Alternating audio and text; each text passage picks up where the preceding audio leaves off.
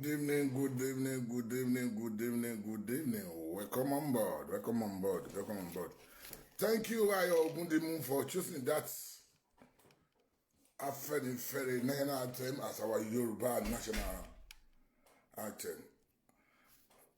Oshé Ayo Ogundimu Oluwake national anthem is a very fantastic and I like gbogbo ọmọ Yorùbá. What are you Banfelo and national anthem yẹn? Oshé to choose kini yẹn fún wa. Gbogbo ọmọ Yorùbá ló gbà. Gbogbo ọmọ Yorùbá ló gbà national anthem yẹn. Òun ni àwọn bàbá ní ma fẹ́rẹ́fẹ́rẹ́ tí ń kọ for long time. Kó di pé àwọn ó yẹ pé Ọ̀ṣun state náà wá lọ àwọn náà wá ya lára àwọn bàbá ní ma fẹ́rẹ́fẹ́rẹ́. But now òun la sọ di national anthem ọmọ Oòduà nsìn. Courtesy of Ayo Ogundimu.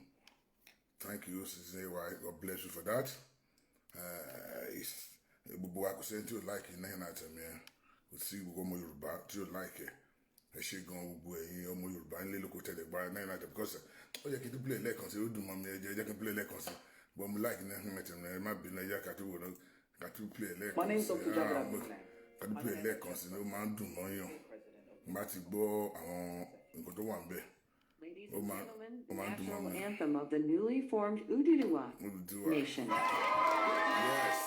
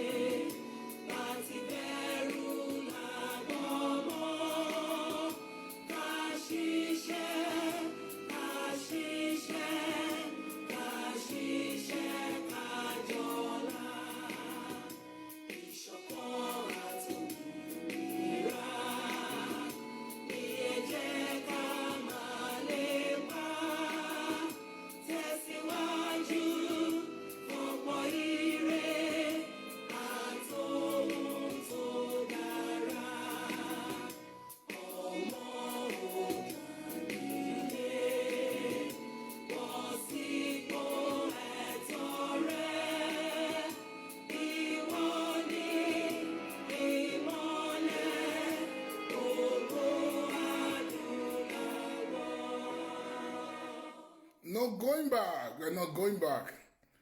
Ẹ̀yin ọmọ Oòduà mo kí ẹ káàbọ̀ ilé lóko. We are not going back. Ní padà sẹ́yìn mọ́. No going back. Wọ́n ní kẹ́tìtì fún ẹ̀tọ́ yín ká fi mọ̀ ṣọ̀kan pẹ̀pẹ́ àwọn ọmọ Oòduà. Ká fi mọ̀ ṣọ̀kan ló kù fún wa ń sìn ká kí mọ̀ wa kó jọ ló kù fún wa ń sìn. Tí mọ̀ wọ́n bá ti jọ kò sí ní gbogbo nǹkan tí yóò tó ń bọ̀ wá ṣẹ́kù.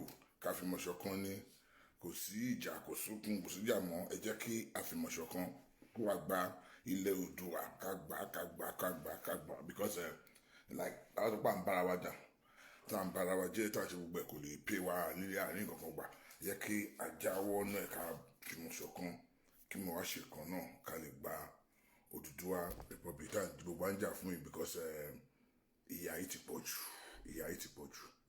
jù. So gbogbo ẹ̀yin ọmọ Oòduà nílé lóko mo kí ẹ káàbọ̀ sórí ètò yìí gbogbo tí mo ti rí bí mo rí ẹ káàbọ̀ sister mi láti my sister from California my pretty lady there Bukola Odúfadérin àwọn ti California ni àwọn tó represent concern ọmọ Yorùbá ní California àwọn ni coordinator wọn ní California. Welcome on board, my darling sister. Oòduà tọkàntọkàn. Muri Embe Koiki, welcome on board. Lórí Yomi Koiki, welcome on board. Gbogbo ẹ̀yin tí ẹ wà ní orí ètò lálẹ́ yẹn káàbọ̀. Gbogbo ẹ̀yin tí mo rí. Concern ọmọ Yorùbá television mo ti ń record lálẹ́ yìí. A share sórí David Hamilton Voice. So ṣe mọ̀ pé gbogbo ọ̀nà ló gbà wá. Kò síbi tí a ti lè èèyàn bí ọmọ tó nílẹ̀ ọmọ Oòduà tọkàntọkàn gbogbo ẹ̀ eléyìí àṣẹ eléyìí fún ọmọ Oòduà tọkàntọkàn gbogbo ẹ̀yàn ọmọ Oòduà nílòkò láṣẹ eléyìí fún ẹ jẹ́ ká gbọ́ kíní díẹ̀ ká tó bẹ̀rẹ̀ ogun.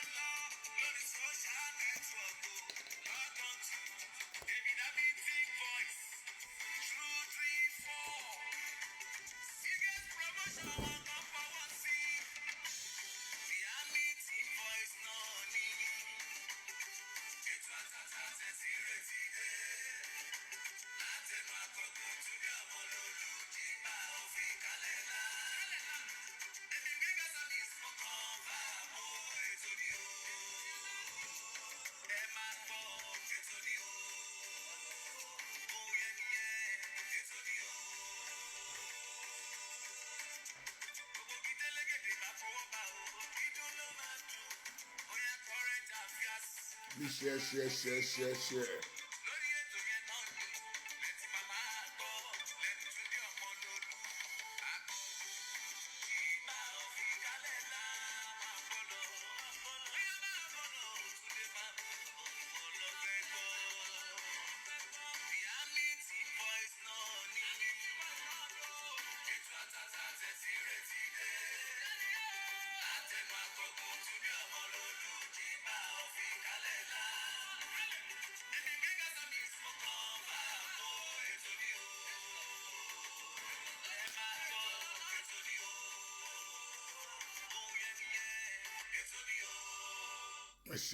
ẹ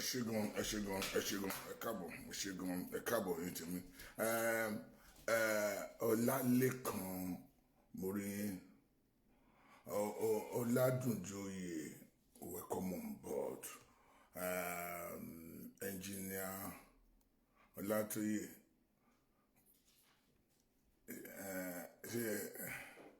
ẹ káàbọ̀ sórí ètò Prince Abímbọ́lá ẹ káàbọ̀ sórí ètò.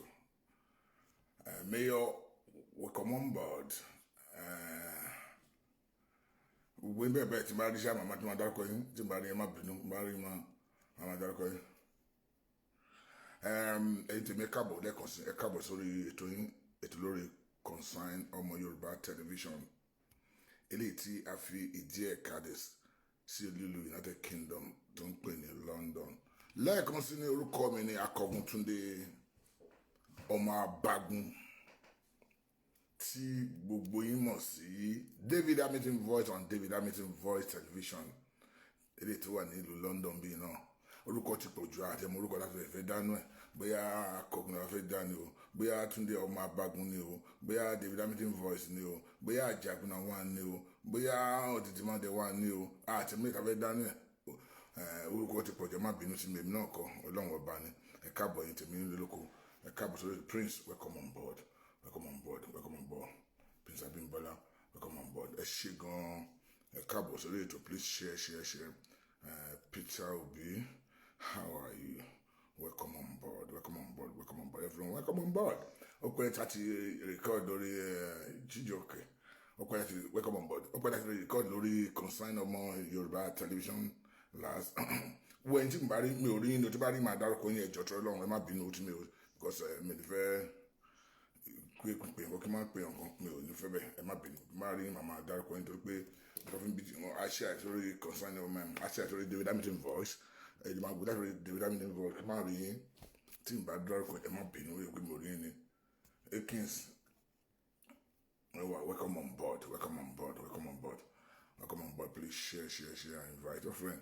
Came to the money, we are not going back. Oduduwa has come to stay. Sherry, at make up mind, like we could sing a little bit Oduduwa. We sing a little bit lower. We could sing a little bit. Come and shine. I'm a bar Oduduwa. Because now, at the Yati, I want ìjọba Fúlàní ta ní orílẹ̀-èdè Nàìjíríà tó ń fi jẹ wá. A dẹ̀ ti make up mind wa pé we're not going to bow down with their propaganda pẹ̀lú bọ́n ṣe ń búlé wa. Ọládìméjì, welcome on board. Bọ́n ṣe ń búlé wa wọ́n ṣe gbogbo ẹ̀ pé ká wá dákẹ́ àní dákẹ́. Wọ́n fi kọ́ bẹ́yà wọ́n lè búlé wa to silent ni, but àwa ti make up mind pé Yorùbá nation has come to stay.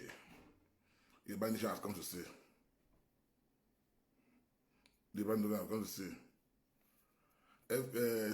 FX ni orúkọ yín tẹ máa ń dákọ̀ yóò tẹ̀ yíyàn. FX mo ṣe àrí ẹ o.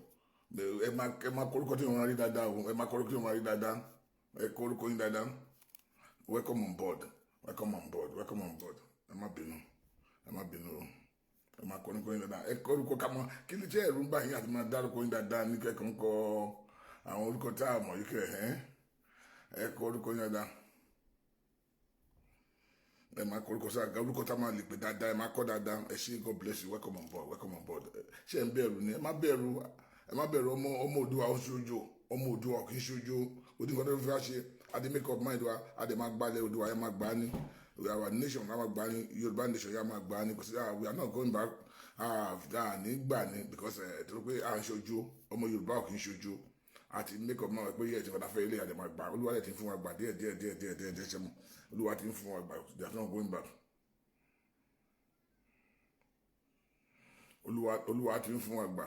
So díẹ̀ so àwọn kan sọ pé a dákẹ́ pé bóyá kò sí pé bóyá our rally all over the world dákẹ́ ọmọ ẹbí gbẹ̀yàn kan lè búlí wa to silent ni ilé tí àwọn tí a gbọ́dọ̀ dákẹ́ rally wa máa láìpẹ́ láì jìnà ẹ máa gbúrò rally wa tí a bá ti parí meeting wa ẹ máa gbọ́ nípa rally tí àwọn kan sọ pé bóyá kílódé kò sí rally láìpẹ́ láì jìnà tí àwọn committee tó bá di fi mọ̀ pọ̀ láti gba aṣọ time tí rally máa ṣe ní ibi àti Nàìjíríà so rally máa very soon ẹ máa gbọ́ àmàṣe rally so kì í gba àwọn kan tó kó bóyá ẹ̀rù ń bà wá ní bóyá àmì bóyá ọlọ́pàá kan bóyá àmì kan wọn yẹ mọ̀ pé ìjọba Buhari kò lè pọ̀ mọ́ àgọ́ wa lẹ́nu mo kí ló fẹ́ àti gba ìjọba orílẹ̀-èdè Yorùbá already. We are not going back. We the intimidate wa tó pé bóyá kò ní ṣe ó ti ṣe already. So àwa ò ní àwọn ṣojú àkínbẹ̀rù Olúwa ti fún wa níjọba yẹn gbà náà already. So wọ́n kàn halẹ̀ ni. So kí bóyá ẹ̀rù ń bà wá jáde anytime àkànlè fẹ́ jáde pé àkànmá jáde anyhow anytime from now ẹ̀rí pé ẹ̀rí wà ń ta rẹpẹtẹ. So àdè ní sọ fún wọn táyì dàmájá tó bá tásìkò ẹ̀ mọ̀. So àmà bá wọn lójijì ni. So kí ìjọba Buhari kó máa múra lẹ̀ pé bóyá fún bóyá àsáwọlé àwọn ṣe káwọ̀ ẹ̀rù bà wá ẹ̀rù kọ́ńkọ́ tẹ̀lé bá kúrò lè fi wá ṣe and we have the right to defend ourselves. So then bẹ̀rẹ̀ wá gbéjà wá fún wa àwa náà àfi gbogbo wa tura lẹ̀ so à ń ṣọ̀dẹ̀ à ń ṣe káwọ̀ so bóyá à ń bẹ̀rù àti jáde pé bóyá Buhari kan ló bully wa to silent nobody kan tó lè bully wa to silent because gbogbo kan ṣe their bully ni wọ́n tí wọ́n dẹ̀lẹ̀ bully wa to silent tó pé àṣe rally ẹjọ́ mẹ́ta mi kò bóyá àmọ́ nǹkan tá à ń ṣe àkànkàn jáde kàkàn pariwo gbùgbùrù náà ẹ mọ̀ pé àwa ò ń ṣe èèyàn bẹ́ẹ̀ tó bá tásìkò àwọn àgbààgbà àti foríkorí wọn pé táìm báyìí ẹ rí pé ẹ gbòòrò fún gbẹ̀yìn tí ẹ ti ń dúró di peaceful rally láìpẹ́ láì jìnà ẹ máa gbòòrò ẹ bá ṣe àìtó yìí ẹ bá ṣe àì so ẹ máa gbòòrò láìpẹ́ láì jìnà dé wa ẹ pé bàbá ilé tàwa làwa òru làwa máa ń jáde bí ọ̀rọ̀ a máa ń yọ jáde bí ọ̀rọ̀ ní ẹ máa ń tẹ́ mọ́ pákógun ní mí sí ọ̀rọ̀ làwa òru la máa ń jáde bí ọ̀rọ̀ àwọn yọ jáde bí olóru ni. Adébísí, welcome on board. Abisi Babatunde, how are you? Welcome on board. God bless you. God bless you. So Ramanjade, so please share. Let them know we are here. We will concern Ọmọ Yorùbá television Latin record lálẹ́ fún wọ̀nyí tẹ́ bá wà ní David Hamilton voice tí n bá rí yín nígbà rí kọ́mẹ̀ntì yín bẹ́ẹ̀ kọ́mẹ̀ntì mo rí ẹ má bínú torí pé mo lè rí mọ̀dẹ̀lẹ̀ má rí yín torí pé ibi tí mo ti ń record lálẹ́ nítorí David Hamilton voice orí concern Ọmọ Yorùbá mo ti ń record so ẹlẹ́mí lè máa bínú pé òun wà ń bí iná máa yí lẹ̀ porúkọ ọjọ́ ti kí máa yí látẹ̀kàn but ẹ̀yin tí n bá rí màá definitely tẹ́ bá yẹ pé wà nínú tẹ́ bá yẹ pé like concern Ọmọ Yorùbá television máa rí yín tẹ́ bá comment máa rí yín but tẹ́ bá ń wò láti David Hamilton voice or the other denominating Mr. Alaro Ojeneye, my party. Welcome on board, Mr. Alaro Ojeneye. God bless you. Welcome on board. Welcome on board. Please share. She gone. A cabo so you do. A cabo. Now, kí mo sọ lọ́wọ́ nípa ọ̀rọ̀ Odùduwà wa yìí. Ṣé rí mo sọ lẹ́ẹ̀kan mo ní kì í ṣe coward. Àwọn èèyàn máa ń wò àwọn èèyàn rò bóyá àmọ́ nǹkan tá à ń ṣe. Àwọn tó wà nílùú Nàìjíríà wọ́n fi kí bóyá especially àwọn leader wa nílùú Nàìjíríà. Wọ́n rò pé a kàn ń pariwo ta kàn ń sọ̀rọ̀ pé ìgbà kan wò kan. Inú wọn mi mọ̀ pé àwa gangan yìí la máa gba ilẹ̀ Odùduwà fún wọn. Wọ́n mọ̀ bọ́n àwọn kan nínú àwọn politician fi pé bóyá àwa kàn ń pariwo pé bóyá ẹ kàn máa pariwo wọn kàn máa pariwo bẹ́ẹ̀ pé kí náà lè ṣe àwa máa surprise wọn láìpẹ́ láì jìnnà pé àwa ṣe mẹ́wàá. So àwọn èèyàn ń wò wá pé ìlú òyìnbó náà wà kí náà lè ṣe nínú àwọn politician yẹn politics náà gbájúmọ́ pé fi wọ́n lẹ̀ wọ́n kàn pariwo ní but láìpẹ́ láì jìnnà a máa shock wọn because a di pé wọ́n fi pé na lie but na lie don become na true now na lie don become make man sọdọ ìtọ́jú time na lie don become na true now. Ọmọbọ́lá welcome on board. Àjọkẹ́ welcome on board ẹ kú oríire ọjọ́ well done my sister welcome on board. So kí n bọ̀ sọ ni pé àwa tí a wà ń bí àwa la máa liberate ilẹ̀ Yorùbá àwa la máa gbà kíní yẹn because orí pé a rí pé most of our leader nílùú Nàìjíríà politics mo yìí máa di gómìnà ní 2023 mo yìí máa di president mo yìí máa di senator ló wà lójú wọn mo dẹ̀ mọ̀ pé kò rí bẹ́ẹ̀ pé ìlú Nàìjíríà ṣe ìlú tẹ́ pé àfẹ́ bá wọn jókòó sí mọ́ but àwa tí a wà níbí pẹ̀lú àwọn mílíọ̀nù wa tó wà ní Nàìjíríà àti make up mind wa pé we are not going to be part of Nigeria anymore. Kò sí nǹkan tó jẹ́ Nigeria mọ́. Nigeria is dead. A lè continue pẹ̀lú Nigeria mọ́. It's a finished country. Tẹ́gbà ọgbọ́n ṣe ń pa wá tí wọ́n ṣe ń pa lótú lóṣù àwọn mìíràn táwọn mìíràn pa àwọn èèyàn kiri lótú lóṣù ń sìn. So yẹn ìlànà ìdúró. And then àwọn Fúlàní wọ́n fẹ́ pa wá. Wọ́n ti sọ̀rọ̀ àǹdí gbogbo ilẹ̀ Yorùbá. So àwa fúnra wa la máa gbára wa lẹ́yìn sí pé àti ẹ̀wá dúró de anybody mọ́. Àwọn all the gbogbo àwọn Hausa Fulani sójà with their leader General Muhammadu Buhari wọ́n wá láti wá pa wá wọ́n ti sọ̀rọ̀ gbogbo ilẹ̀ Yorùbá. So ẹ̀yin ọmọ Yorùbá tẹ́ ẹ̀ bá ti mọ̀ ogun ti dé ilẹ̀ Yorùbá ọ̀rọ̀ tẹnu kọ́ ilé ìfẹ́ bóyá fi ń parọ́ fún yín ogun ti dé ilẹ̀ Yorùbá wọ́n fẹ́ masaka wa nílẹ̀ yìí wọ́n fẹ́ masaka wa ní. So now àwa fúnra wa la máa dira tẹ́ pé a máa defend ara wa tàbí máa gbára wa lẹ̀. So gbogbo àgbáyé kàdé máa parí fún gbogbo àgbáyé pé àwọn Hausa Fulani yìí wọ́n ti wá kàbẹ̀ sí parí fún wọ́n ti wá láti wá masaka wa bìkan wọ́n fẹ́ gbogbo evidence wọ́n fẹ́ lọ ẹ bá wò lọ wò bọ̀ every day náà kó àwọn àlùmọ́njèrè wọlé láti lọ north àlùmọ́njèrè láti lẹ north every day náà kó wá lóru ọ̀sán òru sínú trailer ńláńláńlá gbogbo àwọn villages tó wà ní gbogbo ìgbèríko tó wà ní gbogbo ilẹ̀ Yorùbá gbogbo south náà ti kó wọn ti plant gbogbo àwọn àlùmọ́njèrè yẹn wọ́n ti plant wọn síbẹ̀ wọ́n dẹ̀ ń gbọ́dẹ̀ fi wá wọ́n dẹ̀ kó weapon wọlé wọ́n kó sínú kíní wọn ńlá náà yẹn wọ́n ti kó sí gbogbo kó wọn yẹn gbogbo kó tán wà yẹn ìgbẹ́ náà kó weapon kó nǹkan sí. So àwa Yorùbá gbogbo àti Yorùbá àti gbogbo àtàwọn gbogbo south níbí we are not safe especially the Christian we are not safe anymore safe mọ́ lọ́wọ́ àwọn Hausa Fulani safe mọ́ ni wọ́n fẹ́ wá take over land wa kọ́ de wá pa wọn kọ́ masaka wa nǹkan tó bá ṣe nìyẹn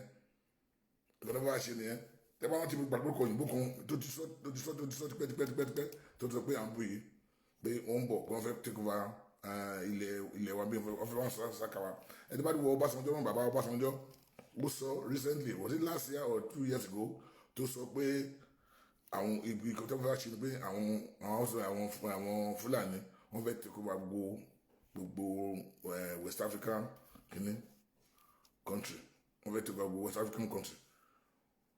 So wọ́n ti nǹkan náà sọ gbogbo ẹni wọ́n ti ń kọ́ńtù pass ní sí gbogbo ẹ̀kọ́ rárá so àwa ló wá kò sí wa lọ́wọ́ pé a gbọ́dọ̀ sùn gbọ́dá so àwa ọmọ Yorùbá ogun ti dé Ogunde. So I bought my pastor and come because only any time from now, only bere massacre one. Only bere massacre one any time from now.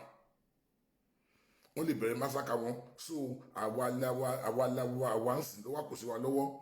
Kí ni solution? Kí la lè ṣe? It's not a matter of pé ká blame kò ló matter sí pé kí ni what is the solution now? Carry go back. All over the world, all the Western country, all the powerful countries have to know about it. They have to know about this. The Hausa Fulani have come to massacre us in the southern part of the country. With the Alimanjeri, Bugonkwata, so to surround Bogo South. Surround Bogo South. With the help of the present government, to one below, long, surround Bogo. So awala owo akusiwa lọ́wọ́ sin owo akusiwa lọ́wọ́ ka nu bati ma jira wa ka je ma ko ka ma fura sokun àti Igbo àti Hausa àti Igbo àti Benin o àti Middle Belt gbogbo ka fun sokun because an pe wọ́n ti wá láti wá pa wá wọ́n fẹ́ take over everywhere. You know, I've been saying this gbogbo ma sọ pé money they are gypsy when anywhere they wọ́n fẹ́ take over bẹ́ẹ̀ ni ẹyin tẹ wà ń lo òyìnbó ẹmọ àwọn tó jẹ́ gypsy ibi tí wọ́n ti fi láti wà all over the world wọ́n máa débi kan sí wọ́n land grabber láti bẹ̀rẹ̀ wọ́n grab land yẹn wọ́n á lé kó mẹ́rin wọ́n ti take over land yẹn nìkan tí àwọn darandaran yìí tó ń ṣe nìyẹn nìkan wọ́n á ṣe nìyẹn so wọ́n ti surround gbogbo wa I'm telling you tẹ́ bá lọ sí gbogbo kò sí ibì kan ní south kò sí mi ò rí ibì kan kò igbó kan wà ní south kò sí igbó kan níbo southern part of the country tí ò sí àwọn Hausa Fulani kò sí gbogbo igbó tó surround gbogbo south Hausa Fulani ti surround there wọ́n mean business anytime from now wọ́n ready àti bẹ̀rẹ̀ daily kí ni wọ́n ṣé àwa máa jókòó àwa máa wòran ni abọ́dé máa bẹ̀rẹ̀ sí pariwo síta àti kẹ́kẹ́ àǹdẹ́ káde fi mọ̀ ṣọ̀kan àsìkò ti tó tí all the whole world have to know about this èké tó bá délẹ̀ tán kí ọ̀rọ̀ wa máa lọ bí Rwanda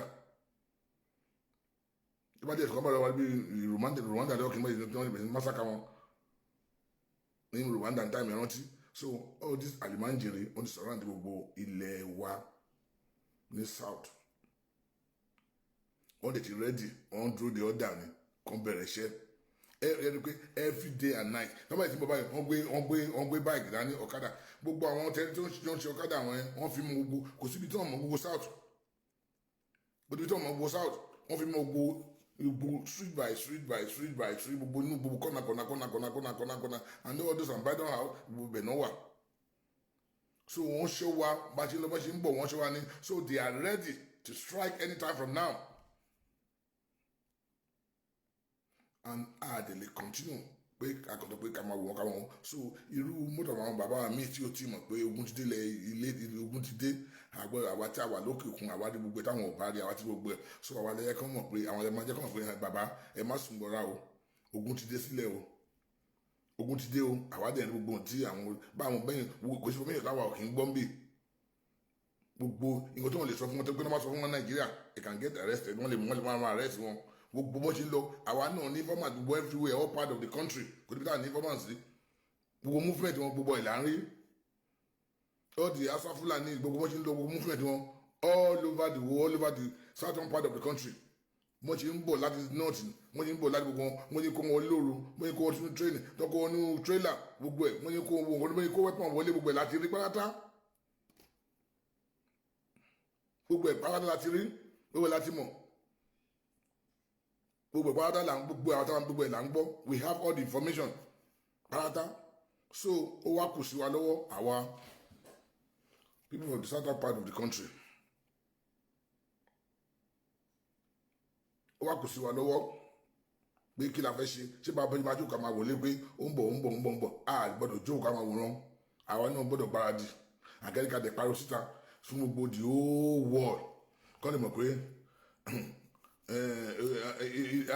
àgbẹ̀dọ̀ sun àsùnparamọ́ o àwọn pìfẹ́ wọn sákàwá o kájúbẹ̀ sí paris tanti kọ́ lè mọ̀ wọ́n tó bá délẹ̀ tó bá délẹ̀ tó kọ́ bẹ́ẹ̀ máa gba ìmọ̀ kẹ́mọ̀ because we need their help now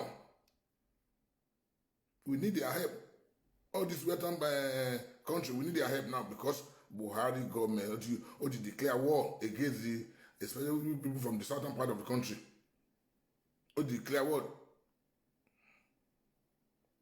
tẹ bá bó ṣe ń ṣe gan ẹni gbogbo ẹ so ó dẹ̀ ti mọ́lẹ̀ ó dẹ̀ ti pípẹ́ alẹ̀ dáìsí wa dẹ pé ó fi ń ṣe ọ̀nà lọ sí Niger lọ sí gbogbo ọ̀gbìn yẹn tó dà kí wọ́n lè máa kó àwọn weapon wọlé wọ́n lè máa kó nǹkan wọlé wọ́n lè máa kó àwọn ènìyàn tí tó bá dáàbò wọ́n lè máa kó àwọn èèyàn wọlé láti bẹ̀rẹ̀ so now a gbọ́dọ̀ ti bẹ̀ sí pariwo síta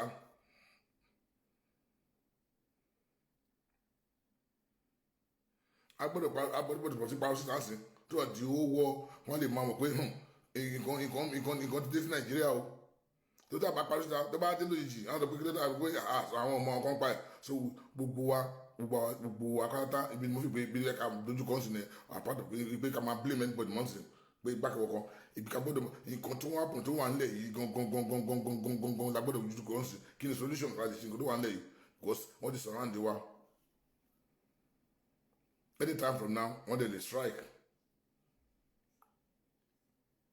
Only strike anytime from now. So we have to let the whole world know where the House of Fulani has come to massacre also. When we cannot continue kama wrong. So ó wá kò sí gbogbo àwọn ọmọ Oòduà lọ́wọ́. Ó kò sí àwọn ọmọ Oòduà lọ́wọ́. Kì í dẹ́ pé ẹnu la máa fi ṣe. Kì í pé ẹnu la máa fi ṣe. Kì í ìjà la máa fi ṣe. Ìbọn wa gbọ́dọ̀ ṣì kan. A gbọ́dọ̀ fìmọ̀ ṣọ̀kan. So gbogbo wa pátápátá àmúdọ̀bà àwọn tó lè wà Nàìjíríà àwàdàwà míì náà gbójúlé dáadáa gbogbo information kò sí nǹkan tó àbúrò Nàìjíríà táwa ò ń gbọ́ nǹkan táwọn ò gbọ́ àwa ti gbọ́ gbogbo ẹ̀ ń bì ó táwọn bàbá tó wà léwu mà wá ti mọ̀ ń bì every day a máa ń gba report láti Nàìjíríà ni gbogbo bó ṣe ń lọ all the Fulanis wọ́n yẹ káàkiri gbogbo all the southern part of the country wọ́n yẹ kó àwọn àlùmẹ́ńjẹ̀rì wọlé wọ́n ń ṣe meeting gbogbo ẹ̀ là ń gbọ́. So we are calling on the Western country kan wá gbà wàhálà because àwọn tó bá jẹ́ àwọn àwa ambassador ex-ambassador àbá ambassador lọ́mọ Yorùbá mo everywhere or people tó wá láti south bí ẹ bá wa sọ fún àwọn èèyàn ẹgbẹ́ ìjáwó tẹ́yìn ò bá mọ̀ àwa ti gbọ́ ẹ bá wa sọ fún àwọn tẹ́ bá mọ̀ ní gọ́ọ̀mẹ̀ntì all this powerful country pé kàn jọ o kàn wá gbà wá o kàn wá gbà wá o gbogbo ẹ̀yin tẹ́ ti jẹ́ diplomat láyà tó jẹ́ gbogbo ẹ̀ a ní the help yín sí ọkọ̀ ẹ̀dẹ̀ bá wa parọ́ síta o ogun ti dé sílẹ̀ Yorùbá o ó dé kó dé sí southern part of the country ó dé sí wá sí our south o the Hausa Fulani has come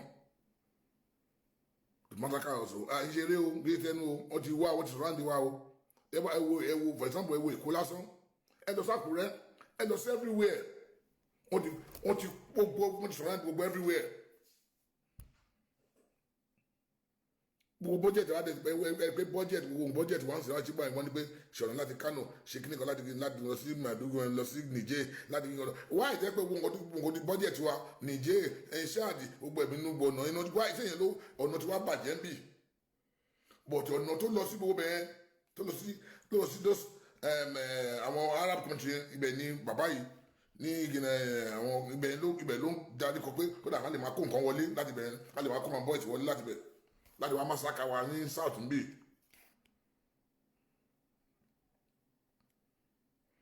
so I need the help àwọn the west now kàn wá gbà wá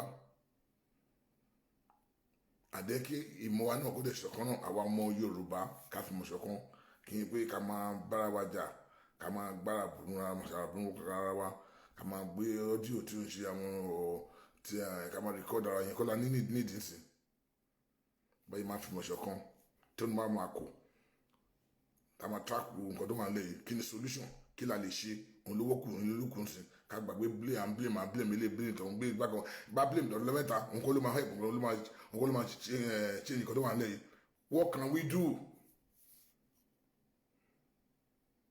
What can we do now láti ṣe nǹkan ló wà nílẹ̀ yìí òun lánìí ń sìn ìsìn náà gbà pé ká gbígbé afẹ́ máa blame mu àwọn ara wa pé ìwọ bàbá kan ìyá kan no ìyẹn kọ́ lánìí ń sìn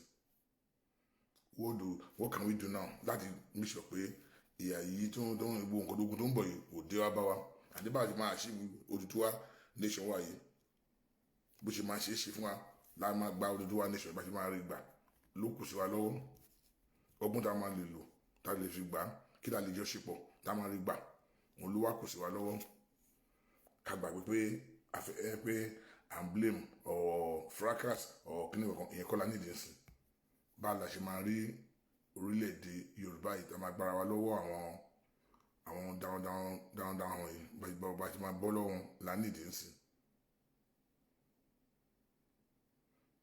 So wá kù sí ọwọ́ ìwọ àti èmi because bàbá jókòó bàbá kan sọ pé bá kan blame Dọ̀là Mẹ́ta ṣé blame ló fẹ́ change nǹkan tó wà lẹ́yìn ṣé blame ló fẹ́ gba Yorùbá ló fẹ́ gba ilé Yorùbá nation fún wa what is the solution what can we do gbàgbára pàjùmọ̀ kó Nàìjíríà ìyẹn jẹ́ gbogbo brain kó ló wà máa mú suggestion wà ní sinmi suggestion báyìí ní ká ṣe báyìí ká ṣe gbogbo àwọn àtàdé ń ṣètò gbogbo ó yẹ ká ṣe ìmọ̀ gbogbo àwọn nǹkan tẹ́kọ̀ máa wá sórí wá sí nìyẹn pé báwo ni wọ́n á ṣe fún nǹkan dáwọ́lé lórí torí majority àwọn tó wà nílùú Nàìjíríà wọn ò mọ ogun tó wà wọn ò rí lè mọ ogun tó wà lẹ́yìn ìpínlẹ̀ wọn especially àwọn tó wà especially àwọn politician wa nǹkan táwọn rí yàtọ̀ sí nǹkan táwọn rí àwa lárí mu nǹkan táwọn ò rí àwa rí torí owó tí àwọn fẹ́ gbà ń bẹ̀ nǹkan tó fẹ́ lọ mọ ìfẹ́ di senator mọ ìfẹ́ di gómìnà yẹn ló wà lórí wọn so àwa kò sí wa lọ́wọ́ ń sì kí làwa lè ṣe o kí báyìí máa achieve Odùduwà nation yìí ká tán pé Yorùbá nation yìí nǹkan lè kó wà lórí wa ń sì nìyẹn the solution pàṣẹ fẹ́ achieve ẹ̀ èyí tó ń gbà pé bóyá ká blame nǹkan ká blame Dọ̀là Mẹ́ta kò lè change anything tó wà nílẹ̀.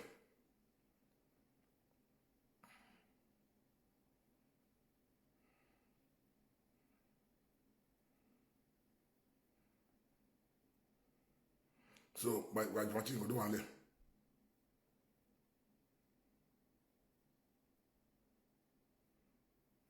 so àwa fúnra wa ó wá kù sí wa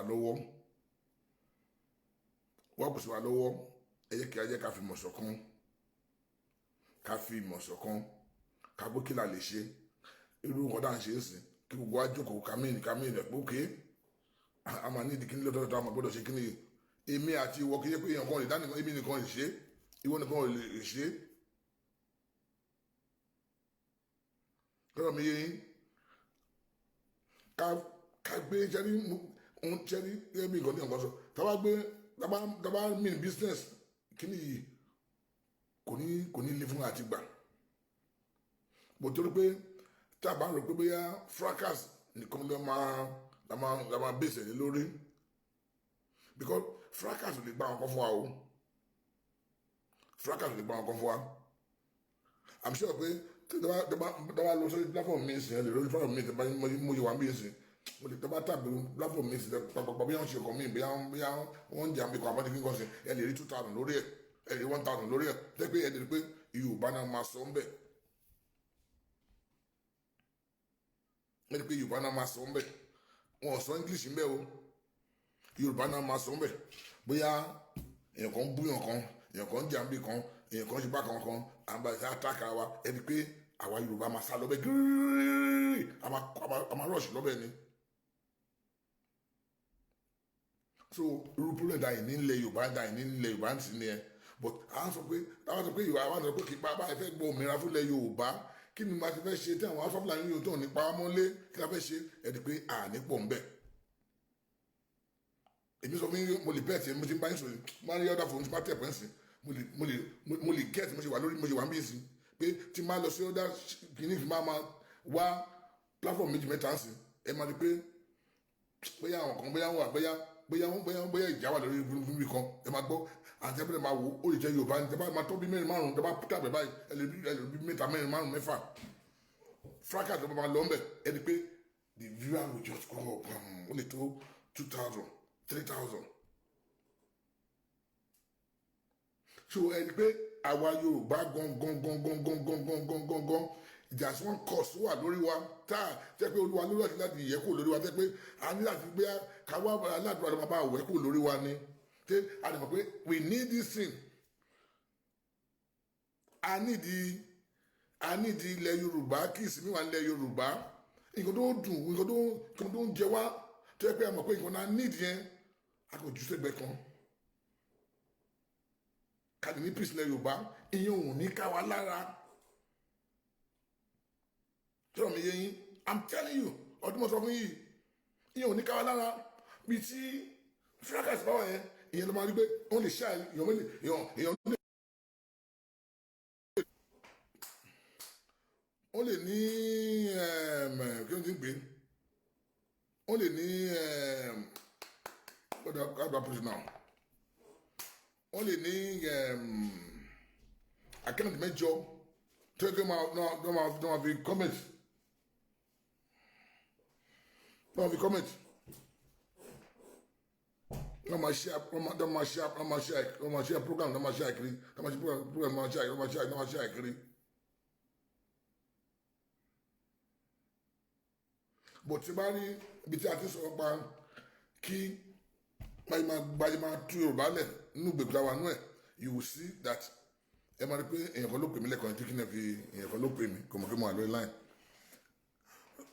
tí bá ibi tí a ti sọ̀rọ̀ pé kí Yorùbá lè dá ẹni pé viewer yẹn máa lọ́lẹ̀ ni ẹni pé àwa gangan ni problem ara wa ẹni pé àwa Yorùbá gangan ni problem ara wa. àti pé ṣé Olúwa máa wá látòkè ló máa deliver wa ni ṣé Olúwa máa sọ pé àbí táwọn sọ pé òun rọlọ́run sójú rí kò sẹ́ni tó rọlọ́run sójú rí àtọ̀ máa ń gbóhùn Ọlọ́run ni àwọn Olúwa dẹ̀ fún wa ní brain láti lò Olúwa fún wa ní brain láti lò kí ló dé àwọn lo brain ẹ̀ káà ló sì nǹkan tó dáa ṣé pé à ń lo sí nǹkan míì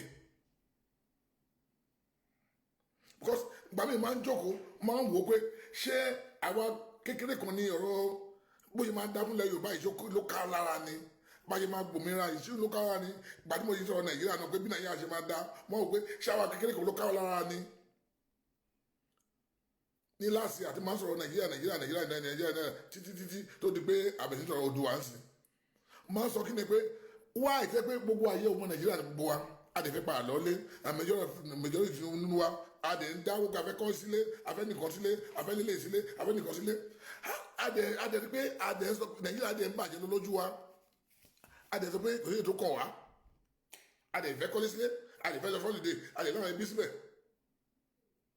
ó di pé gbàtẹ́ Nàìjíríà bàjẹ́ títí ààrẹ náà gbàtẹ́ àdàgà kì í dá sí táìmù yẹn ó lè kí àwọn Hausa Fulani fi gbé yẹn àwọn lè ṣe gbé pé àwa náà ti tẹ́ ẹ̀ka àdìbẹ̀sí dá sí táìmù bẹ́ẹ̀ kọ́ wa má tó báyìí abájáde fi welcome on board bàbá mi God bless you sir Dayo welcome on board kó o di pé adúbẹ̀sí sọ̀rọ̀ Oòduà adúrọ̀ Yorùbá ń sèpàdé gba Yorùbá nation sí mélòó nínú ọmọ Yorùbá tó wà committed pé a gbọ́dọ̀ gbàgbé ìyà tó jẹ́ wọn àti pọ̀ jù and then you will see ẹ máa rí pé ọmọ nẹ́ẹ̀mù tó bá dọ̀la tí àwọn Hausa Fulani bá lọ pé àwọn ìtayà àwọn army officer kan tó yẹ pé ẹ̀rí gbogbo àwọn Hausa Fulani ń bẹ̀ tí ẹ̀rí gbogbo àwọn kìnnì kan bẹ̀ àbí ọ́fíìsì àbí kìnnì kan àwọn ló máa kọ́ pòṣẹ̀ jáde look at what Buhari did o look at what Buhari did o wo amount of Yorùbá officer tó retire wo amount of kìnnì kan ló ṣe àwọn tó bá rí lánàá ó bá kọ́ àwọn lè máa gbé irú òṣèlú kiri wọ́n kí ni wọ́n ṣe láti make change wá sí kí ni pé kí ni ẹ lè dópin kí ni wọ́n ṣe láti gbé ṣe bad information yẹn lórí fẹ́ máa gbé kiri ni kí ni wọ́n wá ṣe o ṣé wọ́n fi pé o lè ṣe kò sẹ́ni tí ò lè ṣe wọn ní ayé yìí eléyìí tá à ń ṣe yìí ẹ mà kó ní part olóhùn change Nàìjíríà lè tẹ́ pé náà mi sọ̀rọ̀ pé kí ni ẹ lọ pé àwọn fẹ́ ṣe kan lórí ìṣòro ìwọ̀nsẹ̀ ìṣòro ìléni tẹ́ pé wọ́n dáhùn tẹ́lẹ̀ bọ̀dé eléyìí táwọn ń ṣe yìí òun ló yẹ kí òun ló tì wọ́n Nàìjíríà tó pé àti wá expose wọn especially for the first September is it September 13 or whatever ta kọ́ lọ sí rally lọ́dọ̀ yẹn rally the first rally àti London bíi olóṣèlú everything ẹ tó bá ní ohun déètì ẹjọ kọ́ ẹ type ẹ the first rally àti London bíi olóṣèlú everything but tẹ́lẹ̀ pé I make a move ní time yẹn pé àbá ìwà lójú kan tì náà ó bá wọn lójijì they don't expect it tó lè happen. First rally yẹn òun ló bí October rally òun ló bí ẹsibí òun ló bí ensars ló bí gbogbo nǹkan tó wà fún Nàìjíríà ló ń change ẹ bọ́tà pé àwọn tó lẹ pé àwọn kan kan jókòó tàkà ọdọ kan fọwọ́ lé pé kò sí ètò kan wa a máa wà sí ìbáṣe wà náà ni a dẹ̀ máa press wa lónìí. so gbogbo alágbọ́dọ̀ jọ gbé nǹkan tó wà nílẹ̀ yìí sí pé a gbọ́dọ̀ jókòó pé kò ní ṣeé ṣe kí ni wà nípa pé bóyá ọ̀tá sọ bóyá kò ní pé ó ní ìfẹ́ ti Nàìjíríà rẹpẹtẹ. And then kí ni pé àdẹ̀kànwá sórí line lásán àkànṣe bá ṣe wá sórí line là ń tẹ bọ́tì yé pé àkànṣe lásán lórí line nìkan. Gbogbo ọ̀nà kọ́nà tá a lè fi rí ilẹ̀ Yorùbá àìmọ́ ilẹ̀ Yorùbá nation gbà gbogbo ẹ̀ là ń ṣe every day and night lóru àná sí gbogbo àwọn leaders all over the world àìṣèmíṣe lóru àná ẹni pé àkànjókòó lásán gbogbo àwọn leader lóru àná ti di after bí after 2 or after 1 parí méjì lánàá wọn tó kẹ́kẹ́ bọ́dí lọ́sùn lóru àná lókè àkànjẹ́ pé àkànjẹ́ bá tó pé àkànkàn ń sọ̀rọ̀ bóyá pé àkànjẹ́ sọ̀rọ̀ pé àní bá ṣe ń ṣe dàdẹ̀ tí ń ṣe lọ àwa sórí line à sọ̀rọ̀ bọ̀ iṣẹ́ ń lọ lábẹ́lẹ̀ iṣẹ́ ń lọ. And I want to use the opportunity to thank all our professionals all over the world. Kí ló thank ní lẹ́ẹ̀kan sí àwọn professionals wa all over the world. Mo láti tún dúpẹ́ lọ́wọ́ yín ẹ̀yin ọmọ Yorùbá tọkàntọkàn tẹ́ volunteer ara yín ọdún òkò yẹ ká máa sọ lórí ètò yìí but a gbọ́dọ̀ sọ ká lè kí because wọ́n ní ẹni bá ṣe lórí tí ò dúpẹ́ bí ọlọ́ṣọ́ akólélẹ́rù lọ ni.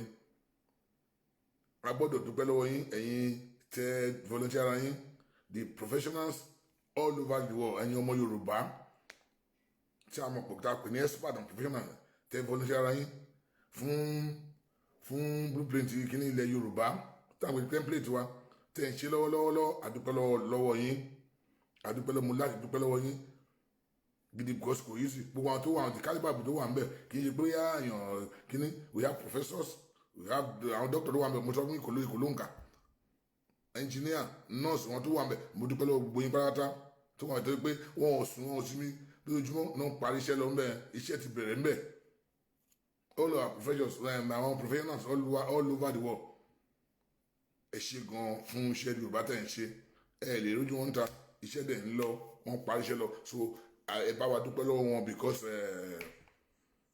wọn tó ẹ mọ̀ pé kéèyàn tó volunteer rẹ irú àwọn ìkànnì náà pé kéèyàn ní jẹ́ professor wọn sì kó volunteer time ẹ̀ pé òun fẹ́ fi ẹ̀bùlẹ̀ Yorùbá most of them like that àwọn nurse mi jẹ́ kó ń bíìsì gan àwọn doctor àwọn lawyer bí wọ́n bíìsì gan pé pé kí Yorùbá kí a lè build the Yorùbá nation yìí jẹ́ pé wọ́n dẹ̀ ń ṣiṣẹ́ lọ ọwọ́ àtọ́ ṣiṣẹ́ lọ we have them there tó ń parí iṣẹ́ lọ àdúgbò aládùúgbò lọ́wọ́ yín Olúwa gbogbo yín pátá because kò easy can you give me mine thank you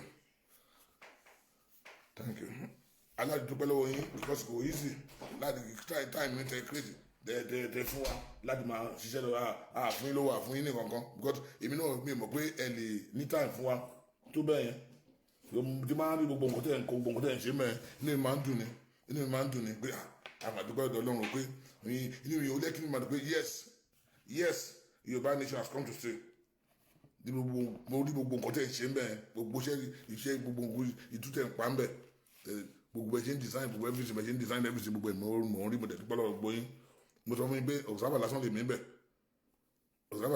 bẹ̀ torí bí gbogbo àwọn tó wà ń bẹ̀ gbogbo àwọn tó wà ń bí táwọn sọ yìí kò sí wọn tí mo tó kun ẹsẹ̀ bẹ́ẹ̀ pé tó àmì ọ̀dọ̀ observer lásán lè mí bẹ̀ tí mo wo nǹkan tí mo wo tó ń pè iṣẹ́ tó ń parí bẹ̀ tí mo wo wọn bẹ̀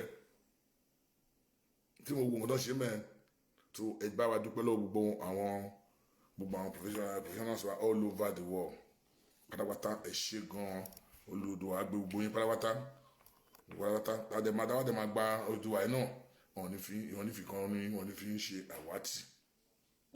àwátì lágbára Ọlọ́run lágbára Jésù Kristi aṣọ yìí ò ní ya because tí má ti rí yín bẹ́ẹ̀ inú mi máa ń dùn bá ti gbogbo nǹkan tẹ̀ ń ṣe mẹ́ I'm telling you ẹ mọ ayọ̀ tẹ́ ẹ fi sí mi lọ́kàn àwọn engineer doctor lawyer accountant professor wọ́n kọ́ra yín lọ́sibí kó yẹ mọ̀ pé kẹ́tọ́ lè kó ẹ̀kọ́ kò yí sí kẹ́tọ́ lè kó àwọn ọdẹ pé àwọn brain kẹ́tọ́ lè jókòó kan síbi kan èmi wà ní political kínní èmi wà pé àtẹ̀lé àti ọgbọ̀n ẹ̀mí iná it's not something we can be saying online but we have to akọ̀ dúpẹ́ lọ́wọ́ yín ni mo láti dúpẹ́ lọ́wọ́ gbogbo yín iṣẹ́ rẹ̀ ti bẹ̀rẹ̀ ńbẹ̀ mo dúpẹ́ lọ́wọ́ gbogbo yín pátá òjò àgbẹ̀ gbogbo yín ó jẹ́ kí ọkàn mi tún balẹ̀ pé gbogbo àwa tá à ń sọ̀rọ̀ pé àkànṣiṣẹ́ dànù pé àkànṣiṣẹ́ dànù pé at least abá rí yín tí wọ́n ti pé àwọn èyí tí wọ́n kọ́ra wọn lọ síbi kan wá rí yín tí n bá rí yín bẹ́ẹ̀ inú mi máa ń dùn ní àdúpẹ́ lọ́wọ́ yín although we still need more constitutional lawyer. Yes. More constitutional lawyer. So the bar and the bar more that take away more yes and more talk only because know our tea answer to a constitutional lawyer. So the bar more the bar leg bond the way more constitutional lawyer ni so you won't your limb so we still need them. So I want to buy one bit one up at them. One time so 2 times so they are all PhD holders. Sometimes of me don't want to be don't know don't pay share the way. So they are then but more low share low. So you banish my friend. Bá ti fẹ́ ṣe bá ti máa òmìnira lórí wa bá ti máa gba nǹkan táwọn ibi táwọn gba òmìnira tán bá ti fẹ́ ṣe irú gọ́ọ̀mẹ̀ntì ọ̀la fẹ́ ní ìlú nǹkan gbogbo iṣẹ́ ń lọ lọ́wọ́ láìpẹ́ láì jìnnà ẹ̀rí gbogbo iṣẹ́ tán ṣe ẹ̀rí gbogbo everything so they are working day and night there. Àní àwọn nọ́ọ̀sì ń bẹ àní àwọn dókítà ń bẹ àní àwọn lọ́ọ̀yà ń bẹ àní àwọn ẹnjìníà ń bẹ àní ákítẹ́kì ń bẹ tó gbogbo wọn so gbogbo wọn káàtá wọn ló kún bẹ bí táwọn sọ yìí Dr. Lágbájá Professor Kinekon, Doctor, traffic is just somewhere, competition traffic is there. So in the middle, so I'm more you back a long brain by all over the world. And they are like all over the world. All the volunteer around, but yes. So to shoot, we just come in by the way, you ban nation, you like bar long, like Pelagino. A marriage, the baton, I pay is not business as usual. I pay Omar B. Louis Boy in the nation. Bí ìlú ìbò bó ṣe rí bẹ́ẹ̀ ló ṣe máa rí pé program ti wà ńlẹ̀ by fair run government wa everything ti wà ńlẹ̀ tẹ́ pé every pé wà ń lo òyìnbó ni ibi ìlú lórí jẹ ẹwọ Saudi Arabia lé ní gbogbo ẹ tẹ́ bá ìlú yẹn pé ó fẹ́ fún ìlú fún ẹ̀jẹ̀ Amẹ́ríkà lọ ó fẹ́ fún ẹ̀jẹ̀ Amẹ́ríkà lọ.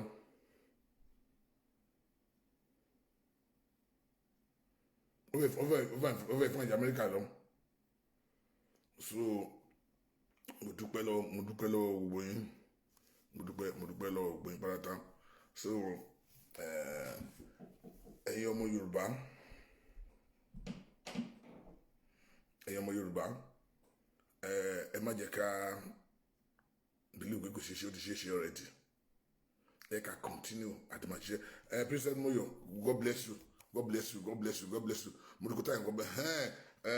Okay. September 13.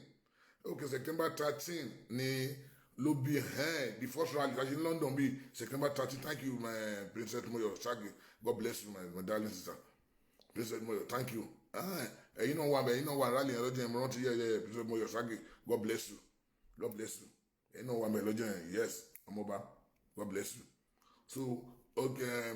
Rally àkọ́ṣe ní London bíi September 13 òun ló bí gbogbo rally ló bí gbogbo wọn tá à ń ṣe lé ní gbogbo ẹbí tá à ń ṣe lé ní so kí ni mo tà sọ ni pé tí a bá ṣe ń tàmì October kí ni ìwà máa bùn gbogbo endsars ìwà máa bùn so ẹ̀kọ́ nìyẹn máa ń bẹ̀rẹ̀ nǹkan so àdìgbà yẹn ní nǹkan ti change ní gbogbo àwọn ìjọba Nàìjíríà ti mọ̀ pé yes I'm in business ní the whole world gbọ́n pa wá.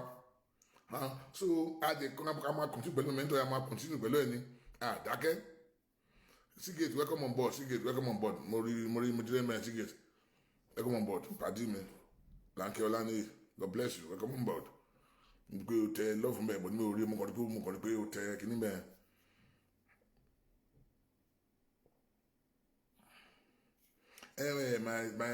My brother lẹ́dẹ̀ àwọn tó bá ọmọ ẹni tó bá spy fún gọ́ọ̀mẹ̀ntì bíi ilé odò àdá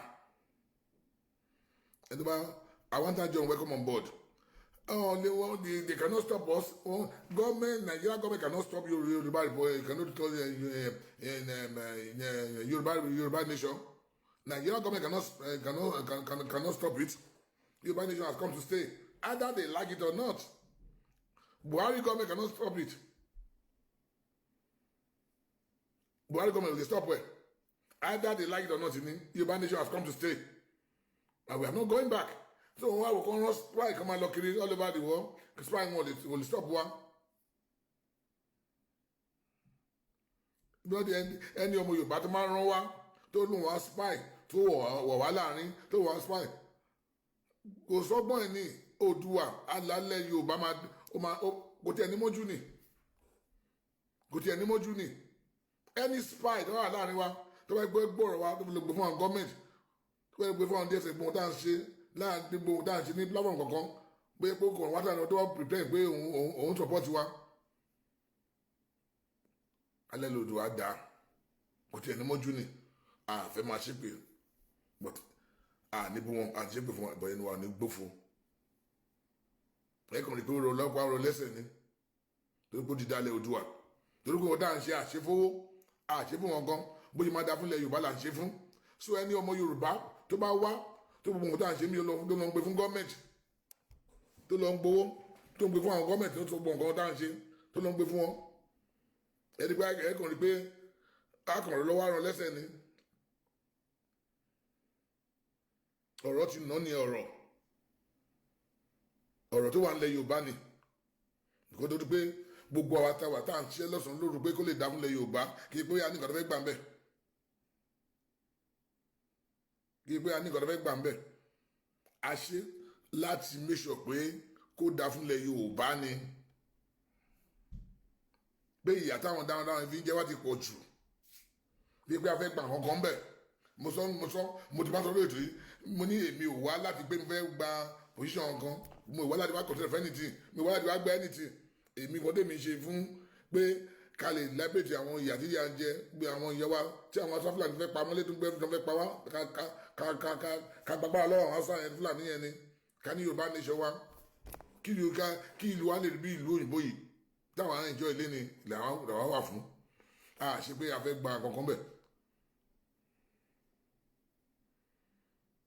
mo ti sọ mo ní ọjọ́ tí ẹ bá ti ní mọ́tì kọ́tẹ́ nígbà lórí kéésì mo máa tún kò sígbà ní iṣẹ́ òtí ni mo sọ mi ò wá ṣe mo dẹ̀ mọ̀ pé majority àwọn tẹ́ pé mi mọ̀ lájọ́ ń ṣe èyí pé wọ́n ṣe pé àwọn pé nǹkan tó fẹ́ gbà ń bẹ̀ ni lọ́dún rẹ̀ ń ṣe olú máa ń fàdé pé irú woman kan sì adé wọ́n ṣe Àbíkẹ́ Adé communication that woman honestly yèyé lóbìnrin yẹn wọ́n ṣe látọkàn ẹ̀wá ni látọkàn ẹ̀wá bá ń ṣe látọkàn ẹ̀wá ń dẹ́ pé mo lè va fún iye Àbíkẹ́ Adé communication ẹni di ẹni tá a dẹ́ pé kò tó bá mi ṣó tí mo dákọ̀ woman yẹn mo mọ̀ pé woman yìí ṣe tọkàntọkàn ni ó ń ṣe tọkàntọkàn ni wọ́n lè máa wà emotional gbà mí ó máa ń ṣe tọkàntọkàn ni pé tẹ́ bá ṣe nǹkan tí gbogbo ara yín ṣe tí ẹ bá ní nǹkan tẹ́ pé ẹ mọ̀ pé yẹn máa dùn yín ni pé why pẹ̀lú gbogbo mo yí fún bá mi ṣe yìí so àmọ́ àwọn àkàndẹ́ pé tọkàntọkàn wa la fi ń ṣe àwọn yìí wà Àbíkẹ́ Adé communication àwọn yìí wa ni àwọn grand president màmá nìyẹn màmá ní Oòduà tá à ń ṣe màmá ni without her I'm telling you pé kíní o máa dẹ́rù pé every time náà dárúkọ ẹ̀ because mo mọ̀ ó ṣe tọkàntọkàn so ẹni tó bá spy ó mọ̀ pé alẹ́ Oòduà á dá fún ẹni tó bá spy kan tó bá spy tó fẹ́ pé wọn tí à ń ṣe tó ló ń gbé fáwọn ìjọba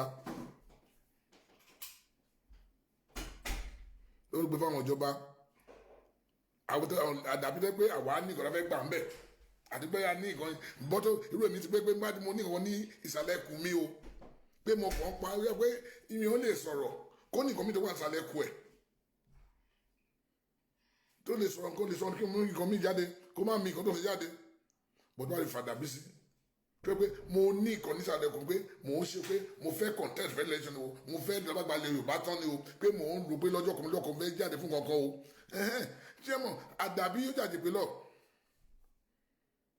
bọ̀ tí wọ́n pé à ń ṣe pé pride ń fẹ́ ni pé mo wà láwọn tó ṣe kí ni ikọ̀ tó fẹ́ rí wọn rí ni pé mo wà pé èmi akọgun tí mo wà ń bí o mo wà láwọn jẹ́ pé ó library ilẹ̀ Yorùbá pé ta tí Olúwa lò láti tún ilẹ̀ Yorùbá ṣe nǹkan tèmi ní lọ́kàn tèmi nìyẹn tèmi àdúrà tèmi ń gbà ní pé kí wọ́n tẹ̀ forúkọ mi síbẹ̀ bí àwọn bàbá wó lọ́wọ́ kí n máa lọ pé akọkọ máa gbàdúrà fún pé akọgun ó wà lára wọn ọpẹ́lọpẹ́ àwọn bí o ṣe èyí kan máa fàdúrà mi lọ́wọ́ nígbà tí lọ sí àgbáre káwọn ọmọ mi máa jẹ bẹ́ẹ̀ nǹkan tó wà lọ́kàn tèmi nìyẹn tèmi tó rẹ̀ gbogbo nǹkan tó pé káàtì ẹ̀ nù mí lójú àwọn tí ẹ pé ìyà ń jẹ wọ̀nyí nílùú Nàìjíríà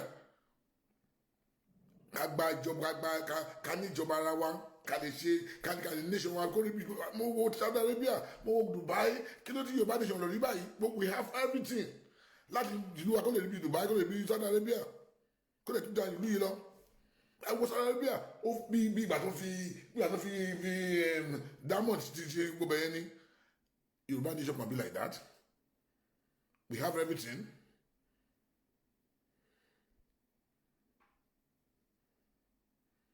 We have everything. My darling Bukola, this is reality. I'm telling you. And then welcome on board.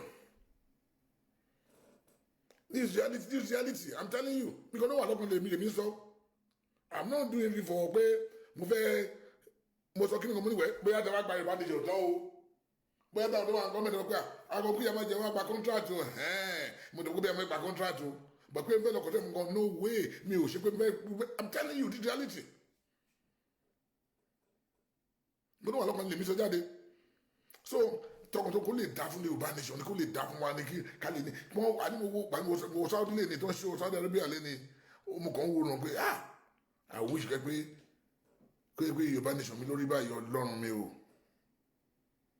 kẹ pé Yorùbá nation mi lórí báyìí wọn kàn ń wo ni mo gbogbo lẹ́bẹ̀ẹ́ bí ìgbà tó ń fi gold build everywhere ń bẹ ni pẹ̀lú pé àti ìtàn pé kí ni àwọn èèyàn máa lé o àti ìtàn ọgbọ̀n ti ń pè o ga o hello ẹ̀dẹ̀ tí ìṣe láì lọ ayé tó lọ́wọ́ nígbà tẹ́ máa sọ̀rọ̀ nílò hello Afọlábí David how are you welcome on board hello Abíọ́dún welcome on board ẹ káàsán God bless you ẹ ká lẹ́nu bí o. Yes, sir. Mr. David ló ń sọ̀rọ̀ láti ilé ayé sir. Mr. David welcome on board ilé ayé. Yes, sir.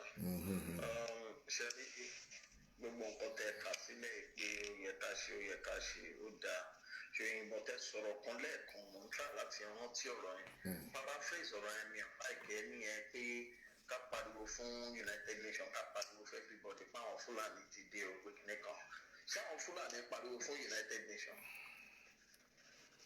nídìí láti pariwo fún anybody a máa pa ogun wọn ní nǹkan tá a need nìyẹn what we need is action ṣé àwọn èèyàn tó ń train ọmọ 6 years old bọ́n ṣe ń yìnbọn ṣé àwọn náà bá United Nations sọ̀rọ̀ ṣé àwọn èèyàn tó jẹ́ pé wọ́n ń train ìyàwó ilé bọ́n ṣe ń yìnbọn àbí ẹ̀rí gbogbo kìíní yẹn wo fídíò yẹn rí àwọn èèyàn tó ti ń train ìyàwó ilé bọ́n ṣe ń yìnbọn tó ń train ọmọ 6 years old bọ́n yẹn ń yìnbọn mọ nǹkan tó ń sọ fún wa ni wọ́n jẹ́ kó yé wa pé nígbà tí simultaneous attack yẹn bá bẹ̀rẹ̀ it's a psychological algorithm wọ́n jẹ́ pé yé wa pé nígbà tí simultaneous attack yẹn bá bẹ̀rẹ̀ pé tó bá sá sí ọwọ́ ọmọdé Fúlàní má rò pé ó sá ó máa yìn ẹ́ pa ni bó o dẹ̀ sá sọ́wọ́ obìnrin Fúlàní bó o sá kó lọ́nà má rò pé ó sá ó máa yìn ẹ́ pa ni nǹkan tó ń sọ fún wa nìyẹn ká má tí wàá sọ pọ́kùnrin wọn ṣòye yín kí ni àwọn màmá wa ń ṣe kí ni gbogbo àwọn èèyàn kù ń ṣe gbogbo tí wọn kọ́ máa ṣọ ẹ̀yin màmá ẹ sẹ́ńpẹ́ kọ́ lọ náwó gbogbo nǹkan tó ń ṣe nìyẹn.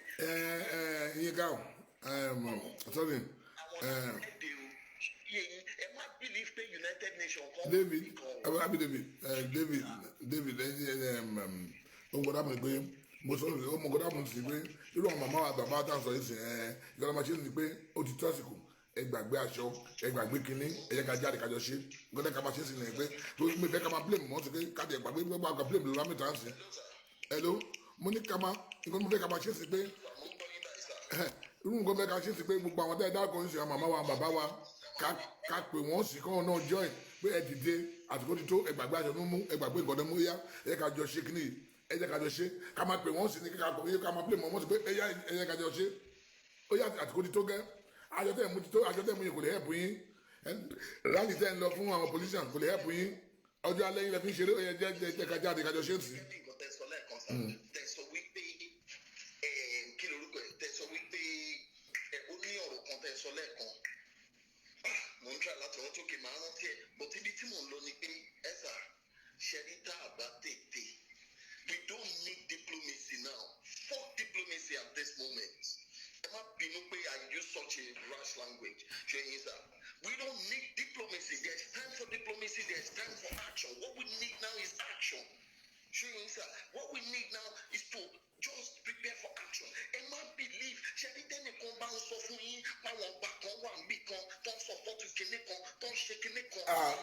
yẹ ká sọ pé ẹ̀kọ́ bí yẹ kọ́ láti ẹ̀ sọ́ni pé gbogbo àwọn ìsìnkájú kí o wájọ ṣe ń sìn kájẹ. David mo ní gbogbo àjọ wájọ ṣe kájẹ ẹ̀yọ ṣe ń sìn láti ẹ̀ sọ kájọ ṣe ń sìn ní kámátì blame anybody mọ́ kájẹ ẹ̀yọ ṣe ń sìn náà sọ́ọ̀sì. nǹkan tẹ́ ẹ sọ lẹ́ẹ̀kan ẹ sọ̀rọ̀ kan lẹ́ẹ̀kan ẹ ní pé àìmọye nǹkan táwa mọ̀ bí tó jẹ́ pé àwọn ará tó ń ṣẹ̀ máa pass information sáwọn ti Nàìjà pé nǹkan bá ìṣẹ̀lẹ̀ ṣó ò rí mi ṣó yẹ yín now ṣe rí bó ṣe wà yẹn these people are not playing but Yorùbá rẹpẹtẹ wọ́n dẹ̀ ń wọlé sí wa lára ok kí ló pọ̀ jù tó bá ń gbé trailer bọ̀ kán stop wọn kán dẹ̀ eject all the Fulani tó wà bẹ́ẹ̀ kán dẹ̀ dá wọn padà pé tí trailer yìí tẹ́ bá fẹ́ kó kọjá àfikẹ́ wọ BMT ṣé yín just your goods and your motorboy whether one or two àgẹ́ gbogbo rẹ̀ Yorùbá wọn máa stop wọn lọ́nà wọn dẹ̀ máa ṣe bọ̀ tí irọ́ ni àwọn ọlọ́pàá Nàìjíríà tó bá ti gba 200 naira problem wọn ti tán. Bọ̀tẹ́ ẹjọ́ pé kò yí jáde nǹkan tó ń sọ ti kò yí jáde ṣe pé kò yí ó. Nǹkan tó ń sọ ni kò yí ti àti civilian cannot just stop kò lè stop trailer gbọ̀n pé kò yí ti bí wọ́n sọ kò yí sì ṣe àwọn kan lè civilian àkọlẹ̀. I'm a Christian to the core. I believe in God. I believe in Jesus Christ. Esther, we don't need diplomacy. God has done His own. Jesus Christ has done His own. Let's do our own. But ẹjọ́ kì kan lọ́wọ́ ẹ̀. Go for me that day o ti dáwọ́ síbẹ̀ ẹ mo tí orúkọ ẹ̀ ń bẹ̀ tí orúkọ ẹ̀ ń bẹ̀.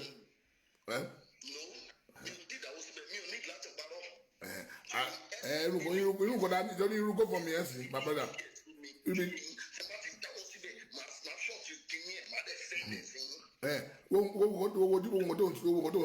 Yeah, I understand you. I understand your pain and everything. I understand everything. But we cannot just tell it one or make it back. What is the CUDA? Won't be put power there. So I'm a belati becoming. Yes, I'm saying. Okay, you go for me. Yes, we to one bed. Go show. I'm telling you, sister, go show. Go show. So àwa Yorùbá ló ń mọ̀ tó kọ́lẹ̀ kan sí mo ní àwa àìníṣẹ́ gbé láti ṣe so ajẹ́ ká kọ́ méṣe kọ́kẹ́ awareness ká irú nǹkan tẹ̀ sọ́ọ̀sì kájẹ́ bo èèyàn mọ̀ pé egun ti dé ohun kan tó wà bùbù hẹ̀ àkànlẹ̀ jókòó kankan máa sọ̀rọ̀ pé máa blame everyday bókè kí láwẹ́ ṣe ókè wọ́n pé kó fọ̀ mí jáde èèyàn mẹ́rin lóyè ìdáwọ́ fún go for me ẹ̀ adẹ̀ ní ìdánwò ókè lánàá sì máa sọ lójú bí n sọ pé mi ò mọ̀ ọkọ̀ tó yẹ pé àgbàdo sọ síta wọ́n ṣe méjì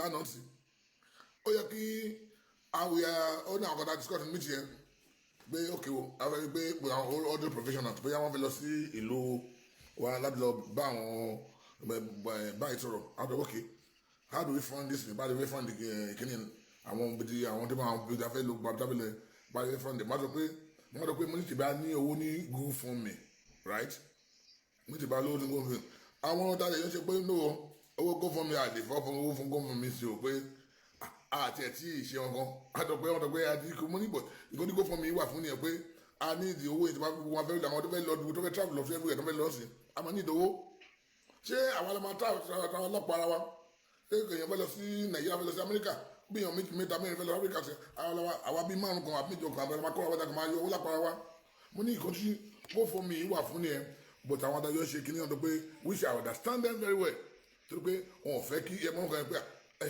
àti lè fọkàn owó GoFundMe pé káàkiri ẹ̀kọ́ afẹ́ lọ anywhere ṣé ọ̀nà mi yẹn náà but no so nǹkan tí mo try sọ ni pé irú owó dáwà lówó ní GoFundMe yẹn sí wọn á ṣe nǹkan afẹ́ ṣe wọ̀nyí afẹ́ travel afẹ́ ṣe gbogbo ibẹ̀ láti máa rówó but nǹkan náà sọ pé irú àwọn tẹ́ pé bí àwọn tẹ́ ṣe ń ṣe àwọn àlọ́ máa kó dàgbà máa kó thousand of pounds àkójáde lágbàá pé àwọn fi ṣe kìíní gbogbo bí tí owó lọmọ Yorùbá ká dáwọ́ síbẹ̀ lápá fẹ́ ṣe nǹkan ibẹ̀ la máa lọ́ pàdé asọ́mọ Yorùbá pé a fẹ́ ṣe báyìí o àwọn kan fẹ́ lé United Nations o adẹ̀ ní ìdí àti mú oye báyìí ní àkáǹtì tó wà lẹ̀ yìí o láti lọ sí United Nations o afẹ́ mú 3,000 bẹ́ẹ̀ o afẹ́ 4,000 bẹ́ẹ̀ o a máa pariwo ń bì ṣé gbogbo yìí máa mọ̀ pé àwọn tó fẹ́ rán lọ́bẹ̀ o wọ́n láti wọ́n wọ plane lọ́bẹ̀ wọ́n máa dé sí hòtẹ́ẹ̀lì bẹ́ẹ̀ aláàtì ṣe mọ̀ kí ni pé káwọn máa yọ owó lápára wa bó tí àwọn èèyàn bá kọ̀ takọ̀ nípa àkànfẹ́ ní sọ́lásán pé GoFundMe lẹ̀ wọ́n fowó sí àdètò pé ìyà ń jẹ wá èmi àdúrà ní kókó ò lè ṣe wọn kan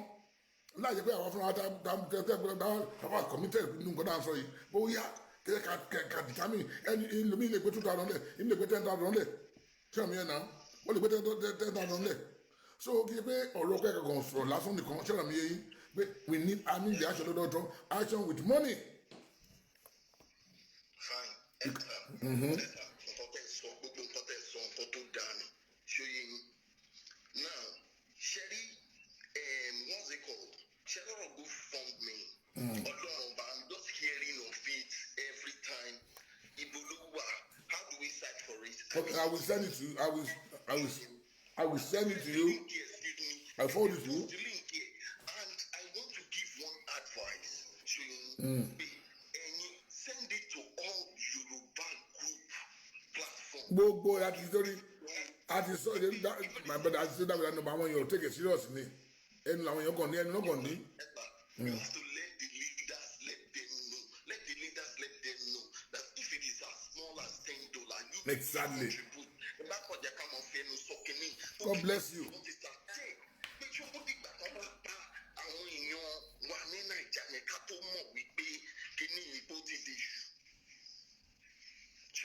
We have to keep it up. We have to use another strategy to put it to these people.